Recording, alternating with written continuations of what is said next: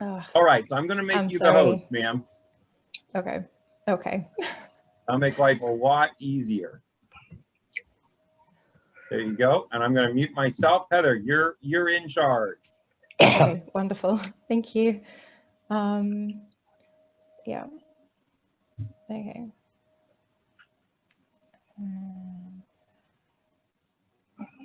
Come on.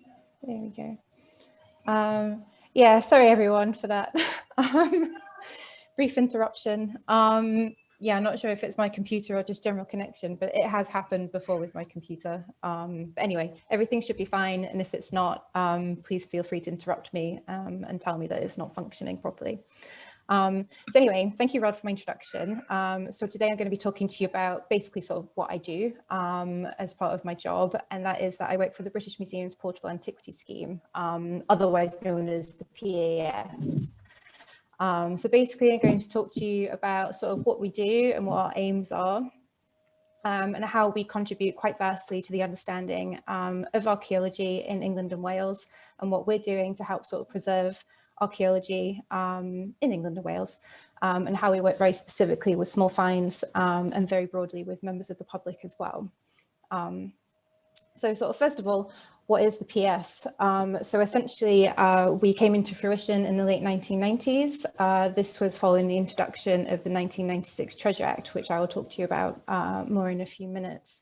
And basically, we are a national scheme and we're government funded through DCMS, and we are headed by the British Museum in England and National Museum of Wales in Wales. We only cover England and Wales. Scotland and Northern Ireland have their own system of working with finds that are discovered by members of the public. So basically, with the British Museum, we work in a huge partnership project with other local organisations, museums and county councils. And so together we work collectively to help try and preserve sort of the understanding of archaeological small finds across England and Wales. So essentially, our primary aims are to try and advance our knowledge of archaeology and history, and to encourage the voluntary recording of archaeological finds that are discovered by members of the public. By doing this, we try to increase public awareness of the importance of archaeological finds, as well as sort of promote the best practice for the discovery of and recording of these objects. So all of these aims are essentially carried out by so-called finds liaison officers, of which I am one. And these finds liaison officers, also called FLOs, there's around 42 of us across England and Wales, and each of us cover our own specific area. So for myself, I cover Cheshire, Manchester and Merseyside, which is in the northwest of England. And I'm sort of hosted at and employed by National Museums of Liverpool, and all other finds liaison officers are sort of based in their own sort of local organisations, whether that be county councils, historic environment record offices, or other sort of local museums. So although we sort of have the umbrella of the British Museum, they're basically our sort of headquarters. As they sort of pass down the main sort of central instruction, as you were. And sort of basically, we have the finds liaison officers, and we put forward these aims, and we're also assisted in some cases by finds liaison assistants, and all of us generally are supported by a really wonderful team of volunteers, of which many of us could not live without, because they're a huge, huge help to all of us.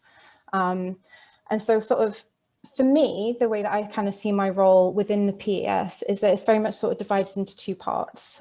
So I have sort of the research side of things, which is when I work very closely with and record archaeological finds. There's a lot of research that's involved with this, and as well as the identification. But there's also the second side of it. So although the finds is very much the core element of the role, the second side of the PS is very much sort of public engagement. So to be able to preserve the past in the way of which we try to do, which is through the recording of archaeological finds, we have to work with many different groups of people, sort of across many different sort of platforms and as many sort of varieties as we can, essentially.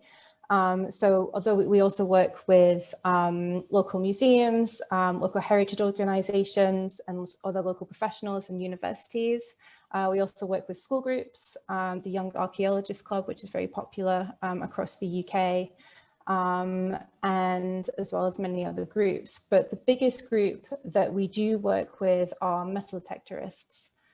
So metal detecting is an extremely popular hobby in the UK.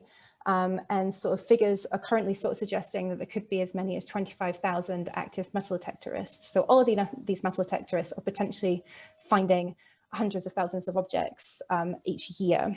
And so metal detecting in England and Wales is currently unlicensed.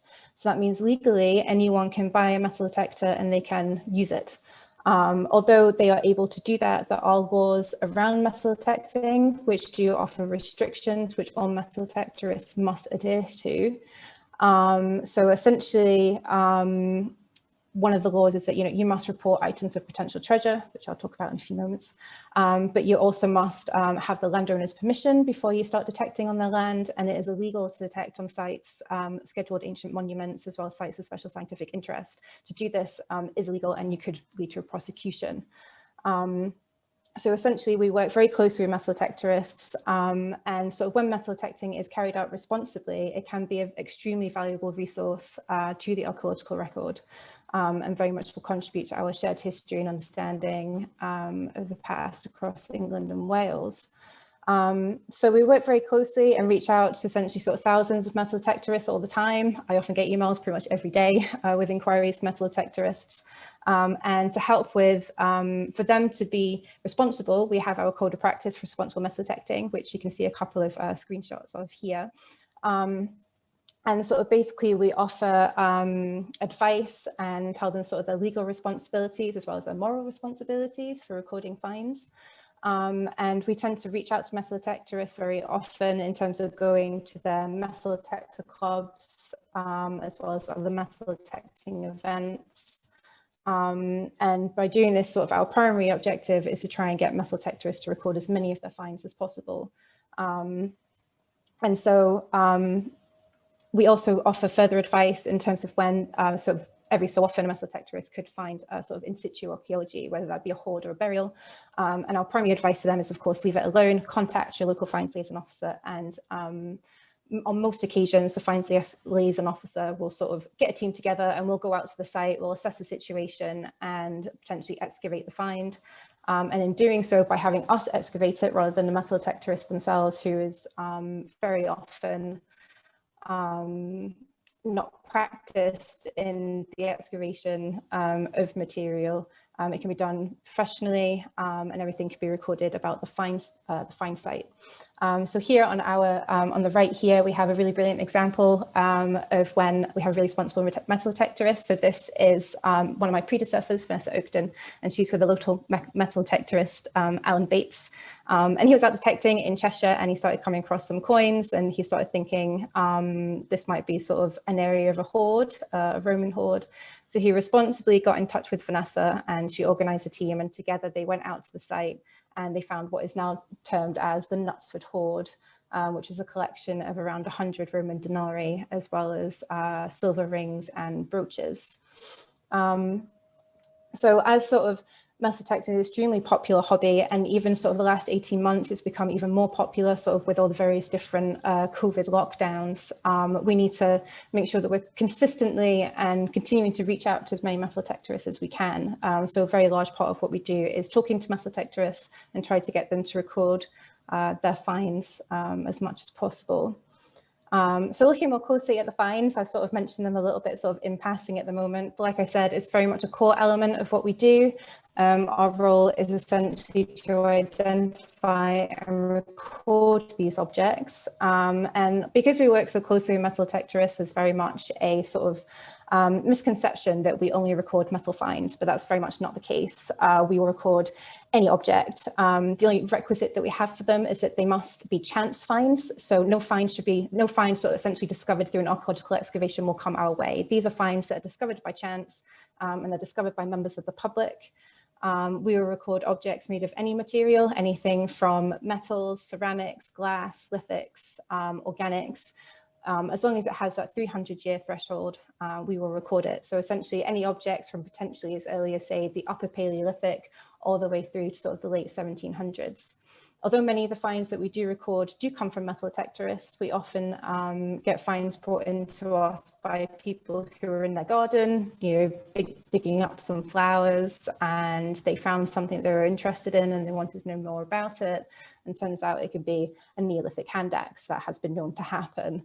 As well as people who are working, especially if you work in construction, you never know what you might find accidentally, as well as people who are out walking as well. So we get an awful lot of material that is being brought in, and it's very much a broad variety, or the majority of it does tend to be metal. So sort of to date, looking at our database, which can be found at finds.org.uk, we have over 1.5 million finds that have been reported. Coins are the most commonly recorded finds on the database. These sort of take up at least 1/3 of all finds that have been reported. And of these, the majority of those are Roman coins. The next sort of most common find that's brought in tend to be things like dress accessories, mostly kind of things like brooches, buckles and finger rings. All of these finds, which are recorded onto our database, are made publicly accessible for free. Anyone can visit the database. If you want sort of high-level access, which will give you more details, say, about the find spot, then that's sort of on a request basis, but anyone can look at the database and sort of look at the finds that we have reported on there. So each record on the database is giving a detailed identification and description, as well as a scaled image with multiple views, which is sort of what you can see with some of these lovely examples of finds that we do have on the database, as well as a find spot information. And we try to get our find spots recorded to at least a 6-figure national grid reference. It's really important that we have that find spot data, which is that's the thing that we sort of really have to try and get out of our finders as much as possible, because without that find spot, without that element of sort of the geographical context, these finds can essentially be worthless. By having a find spot, we are able to sort of make distribution, and then we can sort of see where these finds are coming up sort of locally and nationally, and what that can mean sort of geographically, and potentially what sort of clusters of archaeology there is in those local areas. Each object is given a unique identification number. So as we can see with this one here, all objects, when recorded, are given a predetermined prefix, and that depends on the person who recorded the find and where they're based. So these ones that have the LVPL stands for Liverpool. So these are recorded by those of us who are either working at or volunteering with the PES in Liverpool. But then we have an example up here, which is NMGW, which stands for National Museums and Galleries Wales. So we have all of these all over the country. And with these ID codes, you can use those to search the database, but you can also just use keywords. You can just type in brooch, and then you can use advanced search functions as well. It's a very quite easy database to use. And all of these objects are available there to be viewed. And as I sort of said, a large part of what we do is work with treasure. So as the Treasure Act came into force following the 1996 Treasure Act, which came into force in 1997, very strict rules came into force about what qualifies as treasure. And of these treasure items, they must legally be reported within 14 days upon realizing that they may be treasure. So just quickly looking at what is treasure. So for single finds, they have to be at least 300 years old, and they must contain at least 10% of precious metal. In the case of coins, for precious metal coins, if you have 2 or more that are found together, they will qualify as potential treasure. So in this example down here from Cheshire, this is basically some kind of essentially like a purse drop. It's loose change, you know, how today we still lose change out of our pockets. That's likely the case with what's happened in this example. But then we also have rules for base metal coinage. So for the case of, say, bronze coinage from the Roman period, 10 or more base metal coins discovered together will also qualify as potential treasure. For the case of prehistoric finds, this was an introduction, this was a 2002 introduction to the Treasure Act when it was reviewed. They decided that 2 or more base metal finds of the prehistoric period, so this is anything from before the Roman times, will also qualify as potential treasure. So this leads to sort of items such as this example from Durham, which is essentially a hoard group of Bronze Age material.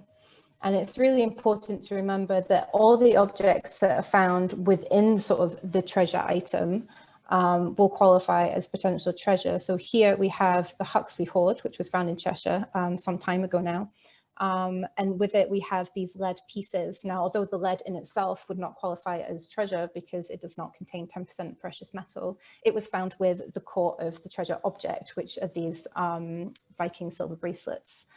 So this would also be the case, for example, in Roman coin hoards where the coins have been deposited in a ceramic vessel. The vessel itself would also qualify as part of that treasure case.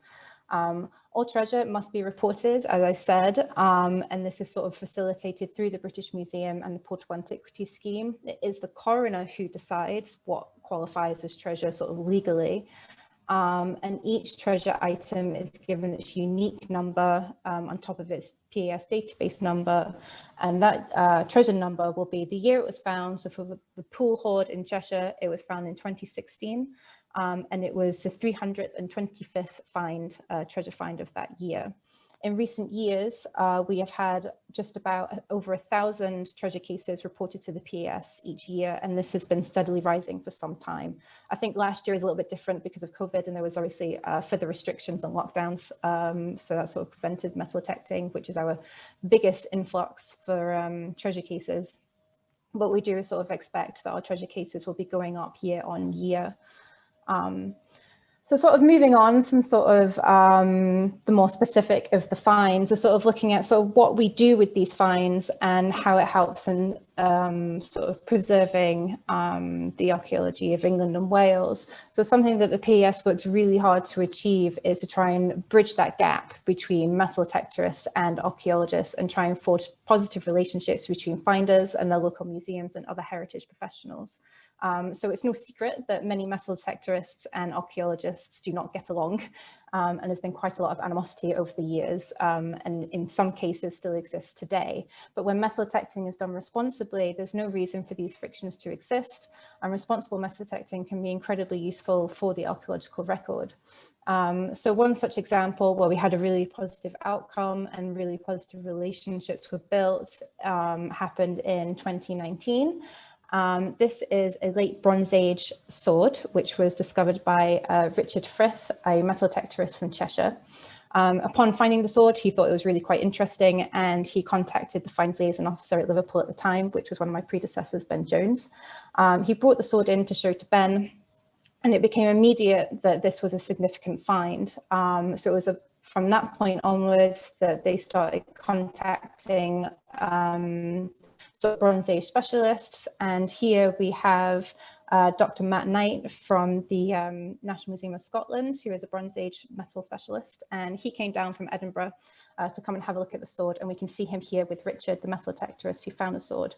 And together they're talking about the sword, where it was found, how it was found, and Matt is assessing the breaks on the object and sort of offering his opinion and expertise. And it was during these identifications with Matt and other professional other experts in the field that it was determined that this is a nationally significant sword.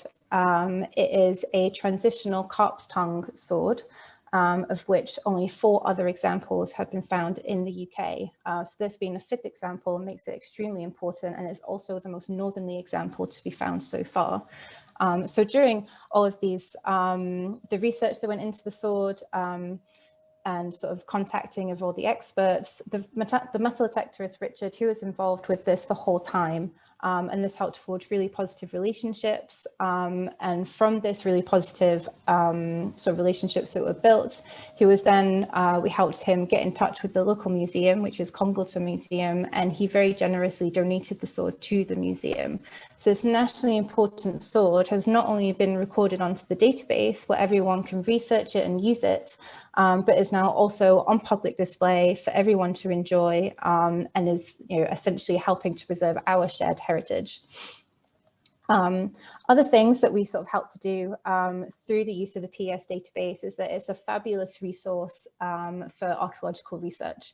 To date, there are over 700 research projects which are using the PES database, and this ranges from undergraduate dissertations all the way through to major Leverhulme studies. Leverhulme funded sort of studies that are ongoing. Some of these projects will sort of dip in and out of using the database, but many projects, the PS database is their primary resource. So one way of sort of seeing how useful that the PS database has been over the last sort of 20 plus years is with the development of the so-called Wirral brooch, which is a Roman brooch, which is an example here. So the Wirral brooch is a Roman brooch, which is a derivative of the trumpet type. And the first instances of these brooches started to be discovered in Wirral, hence their name. And Wirral is this little tiny peninsula, which is actually where I live, which is sort of situated between Liverpool, which is just on this side, and sort of North Wales on this side. So the first of these brooches were being discovered on Wirral, and it was Dr. Rob Philpott who started investigating these brooches in the 1990s, and it was through his research that he decided that these brooches were very likely to have originated in Wirral, and that there are sort of a local production and sort of like a local style. At the time in the 90s, this was mostly sort of based on excavated examples. And so the pool of Wirral brooches was quite small. Since the 1990s, and with the use of the PS, we've now recorded over 150 of these Wirral brooches. And if we look very closely at a distribution map, you can very much see that. So Wirral sort of like tucked under this this blob here. But as you can see, the concentration of these Wirral brooches is very much along sort of Chester, Wirral area, as well as going across into North Wales. So with all the addition of these records that have been put in the database of these Wirral brooches, we can see that it was almost definitively that these objects were very much locally produced. They were a local style, and they were being made sort of in this area of the northwest of England, most likely around Wirral and Chester. Also, what's really wonderful about the PS database and the recording of these finds is that archaeologists have been able to identify possible sites, possible new sites of archaeological significance. And one such of these sites was recently discovered in Northeast Wales. So what we have here is that in 2019, this Roman-led sort of pig ingot was discovered by a local metal detectorist in Northeast Wales. And this is a hugely significant find. This ingot appears to be unique, and it has an inscription which is made up of Leochard's letters, which refers to one of the governors that was of Roman Britain. And this is Marcus Trebellius Maximus, who was appointed by Nero in 63 to 69 AD. And this governor, he is only known from literary sources. And so with the introduction of this ingot, which was obviously recently discovered, this could be the only known inscription of this individual. And so that makes it extremely important in that regard, but also in further research in the area. Wonderfully, this find has also been acquired by the local museum, which is Wrexham Museum, and has recently been in display at the British Museum. They have their Nero exhibition on at the moment, and this is featured in that exhibition. So it'll be soon returning to Wrexham. But it was a discovery of this find, as well as sort of subsequent objects that have been recorded to the PES database that are sort of from this region, that are sort of flagged up that something might be happening in this area. So this in turn sort of prompted a team from the University of Chester, as well as those from Wrexham Museum and Archaeological Survey West to sort of go out and investigate the area. So this team went to the site and they carried out some GPR survey. And from that, they started to discover a structure's outline, which you can sort of see highlighted with these red ovals. After that, they then did a subsequent magnetometry survey, which revealed a very clear outline. And so this is where all these sort of Roman artifacts that have been reported to the PES are concentrated. And it's become very clear that this outline appears to be a well-defined footprint of a large structure, which seems to be a layout that holds a very strong resemblance to a Roman winged corridor type villa. This is a massively significant find for Northeast Wales. This is the only Roman villa to be discovered in this area. which is now drastically changing how we view the region during the Roman conquest. Previously, it was thought that individuals who lived in this region mostly lived in sort of small hamlets, essentially, but there was no sort of high status structures. So the discovery of this archaeological site has very much turned this completely on its head. Research into the site is still ongoing, and the University of Chester are hoping to be holding excavations there in this coming seasons. So without sort of the reporting of all these finds, it's very unlikely that this site would ever have been sort of identified. And this is just one example of numerous others from across England and Wales that have been discovered through the concentration of finds reported to the PAS. We know we have Anglo-Saxon cemeteries and other sort of Roman sites as well. So this is a really wonderful example of quite a recent incident of where we've managed to find something that's really significant to the local area, as well as sort of to the whole of Wales, and understanding sort of the Roman period and what life was like during that time. So just to basically summarize, so basically the PES, we are creating a hugely valuable resource, which is able to be used by anyone, anywhere. We have, like I say, over 700 research topics currently ongoing. We have people who are researching from within the UK, and we have many that are researching from all over the world. This resource is publicly available, and in having this resource, it's enabling us to sort of help preserve our shared past by having over 1.5 million finds already recorded on the database in the past 20 years.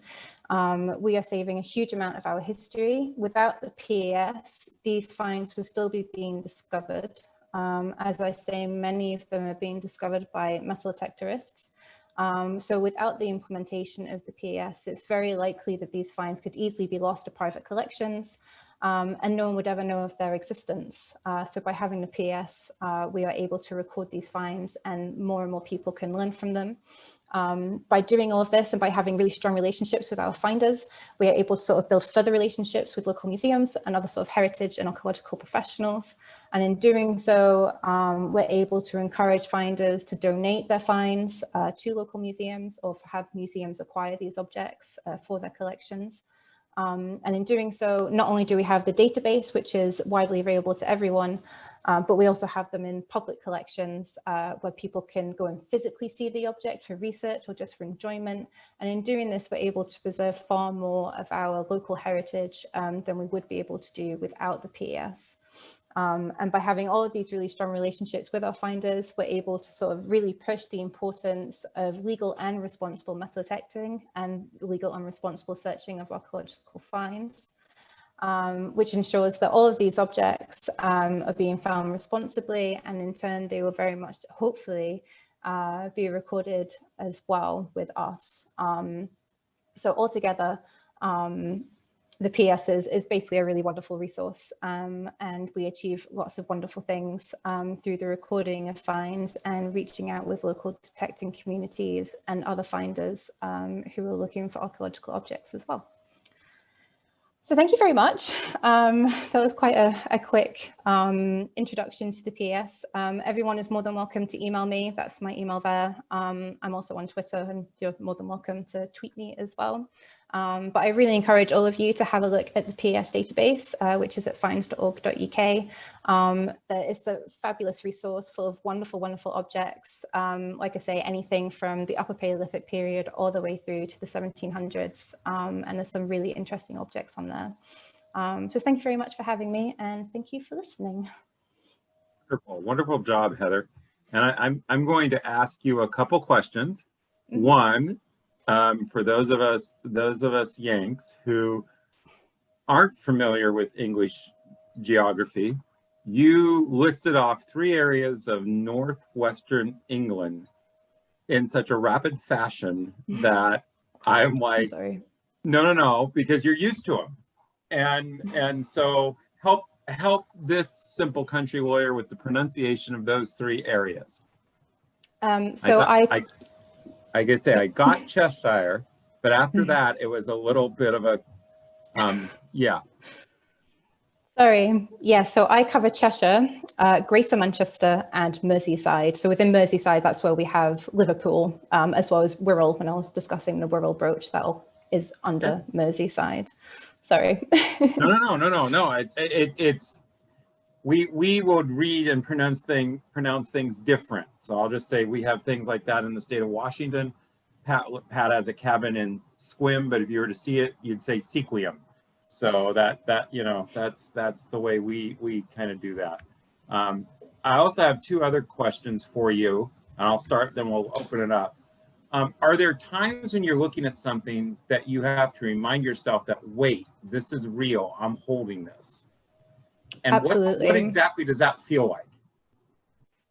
I mean, my job is a huge privilege. It's a massive privilege to be able to hold these objects that before, the finder discovered them, hadn't been touched for hundreds, potentially thousands of years. There are objects that come through to me, like I say, can be nationally significant, and they're just really wonderful objects. One of the objects that I had on sort of the general find slide that was quite brightly coloured, it's a medieval Mozan enameled plaque, and that was one of the first finds that came into me, and it's stunning. It's a wonderful, wonderful object. And yeah, like I said, it's a huge, huge privilege. And yeah, I do sometimes, like, it's very easy to sort of forget, and you're like, oh, here's another buckle, here's another this, here's another that. But then, yeah, sometimes you sort of have to like pinch yourself, I suppose, and just remind yourself that sort of what you're working with are really wonderful objects. And it's a huge privilege to be able to be so closely in touch with history in this way. Yeah, it can be amazing sometimes. So then you kind of led into my next question. So these, I would argue, from a lawyer, are softball questions to the witness. What is a thing that you have been involved with that just shocked and wowed you, and when you look back, it still has that effect on you? Oh, I'm not sure. I mean, I haven't been in post that long. I mean, I've only just been about 2 years, and a good sort of 18 months of that has been sort of picked up because of COVID. But yeah, trying to think. I mean, I haven't been fortunate enough to have a hoard reported to me. We don't get a lot of hoards from Cheshire, but I imagine sort of being able to excavate a hoard would be a wonderful thing to do. But as I say, sort of, I mentioned this enameled plaque. I mean, research into that is still ongoing, and there's work is still to be done on where it's going to have its final resting place, basically. And I've been involved with conservators. I've been involved with obviously very closely with the finder. I've contacted so many different experts in the field, and it's just wonderful that sort of working with the PAS, we have this massive network. I mean, we have all the finds liaison officers who each have so much experience and so much knowledge, but from that we can then sort of build on it and sort of reach out to different curators, different university lecturers, and everyone's always so happy and so willing to share their knowledge. And it's actually such a really wonderful community that everyone really wants to to help each other out and to get to the bottom of what this object is and why is it so important. So I guess just sort of to answer your question, yeah, I don't know, I guess it's ongoing, essentially. Yeah. Sorry. Okay. I don't think No, answered your question fine. very well at all. You did wonderful. The passion is just a great exhilaration here to be a part of.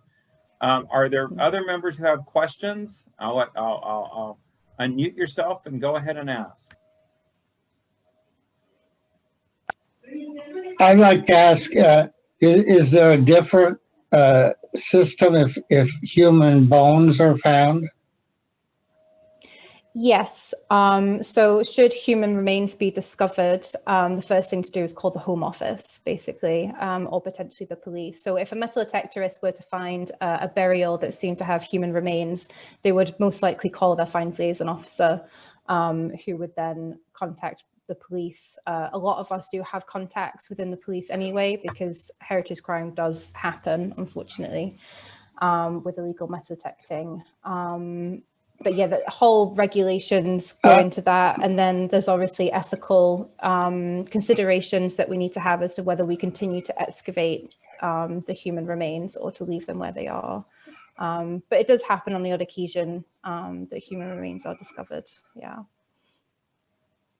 I was thinking specifically of when they found Richard III. Okay. Are you familiar with that? Yes, no, I am. Yeah, so that was an excavation, and they were hoping to find him. So if you're going to do an excavation of a cemetery or where you may expect to find human remains, you need to have a special license from the Home Office. And I see. so, yeah, so the best thing to do is have that license in place before you find the human remains. Obviously it happens accidentally, you know, sometimes you can easily find, I say easily, hopefully you won't find human remains unexpectedly, but when it does happen, you can then sort of retrospectively apply for the license, but it is recommended and you should get your license in advance, yeah. And that's handled by a different program than you're dealing with. Yeah, so I mean, we work. It's separate. Yeah. Yeah, yeah. So yeah, we work with the small finds, not so much the human remains. Like I say, if sometimes a metal detectorist might come across human remains, and we will then deal with that issue as and when we can, and as is sort of recommended. If a metal detectorist does find human remains, they are advised to stop immediately and basically contact the relevant people. Good. Yeah. So your work is mainly metal objects like brooches and coins and things like that. Yeah, it is. It really is. Yeah.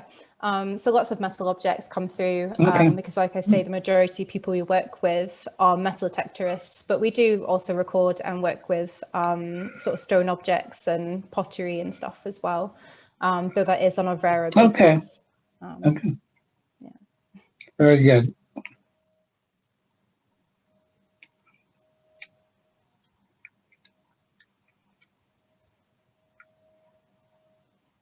Any other questions from anyone? Okay, last call, gentlemen.